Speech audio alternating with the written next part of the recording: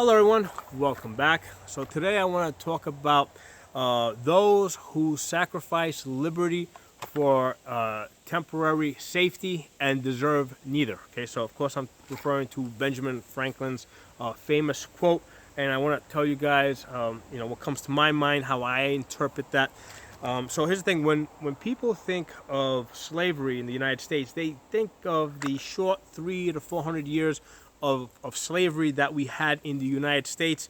A lot of people in this country think that the United States had a monopoly on slavery, and that's not the case at all. What I like to remind people of, that human history, or rather recorded human history, is 5,000 years of slavery. Okay, so only for a really short period of time in human history has slavery not been the norm. Okay, so for most of human history, slavery was the norm. It existed everywhere in the world. It was the normal thing. And who was a free person versus who was a slave was usually a matter of who won or lost the last war. Okay, so with reference to those that sacrifice liberty for temporary slavery and deserve neither, slavery is basically a contractual relationship. Okay, so basically you capture a bunch of people, usually as a result of war. Okay, and what you tell them is that we're going to kill you all, but we'll spare your lives if you will if you will submit to being slaves. Okay, so basically slavery is the promise of safety. Okay, and it's temporary safety, because once you submit to slavery, basically the slave owner can do whatever he wants with you, right? Because you're now property. You have no rights as a human being. So slavery is a contractual relationship. It's a promise for temporary safety. Where you give up your liberty. Okay, that's just the nature of slavery, any way you look at it. And if you don't believe that, think of it in reverse. Because here's the thing: slavery cannot possibly exist, okay, if people are willing to sacrifice their lives, sacrifice their children's lives, for their freedom. Okay, slavery depends on people willing to give up their liberty for safety. That's the requirement. Okay, at the point where people are willing to die for their freedom, okay, it cannot exist anywhere in the world, during any period of time. And usually when I study slavery, again, I don't go to the really short history of the United States. I don't look at the 300 or 400 years of slavery in the United States. I don't even look at the entire history of the United States.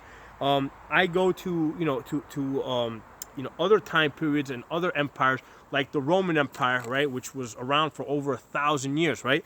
Founded 700 BC, went all the way to 1500 AD, right? The Byzantine Empire was, those were Romans. They considered themselves Romans. I consider the entire history of slavery, how it developed, how it was able to function, right? And what usually happened is, like, Rome made a business out of slavery. In fact, slavery was a driving factor in their economy. Part of the reason why they became an empire is because basically they kind of got hooked on slavery. Okay, they started conquering some of the local, some of the different lands around Italy and upwards in the France area. And they started bringing slaves into Italy, into Rome, and what they saw is that, this is very prosperous for us.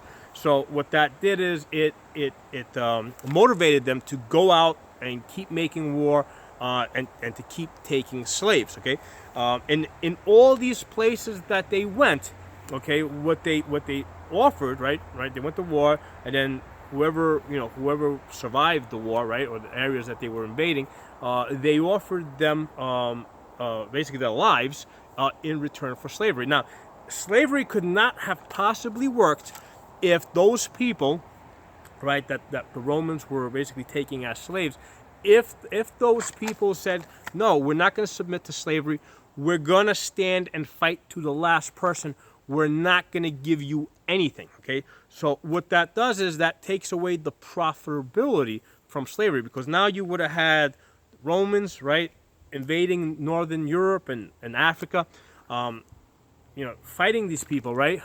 And yeah, maybe they would have won those wars, but they would have had nothing to take back with them. And slaves were one of the most valuable things, in human history, right? So part of the reason why the Romans went to war was to collect slaves. And the Romans weren't the only ones that did this. The ancient Greeks did this.